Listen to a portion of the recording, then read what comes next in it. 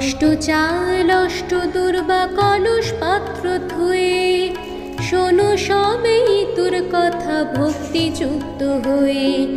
ইতু দেন বর ধন ধান্যে পুত্রে পুত্রে ভরে উঠুক ঘর।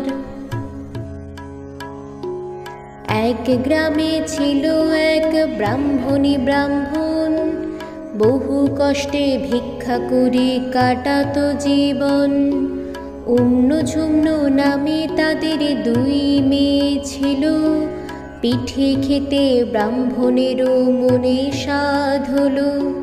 ভিক্ষা করে ব্রাহ্মণ পিঠের জোগাড় করে, সন্ধ্যাকালে আনি তাহা দিল ব্রাহ্মণীরে। রাত্রিতে ব্রাহ্মণী পিঠে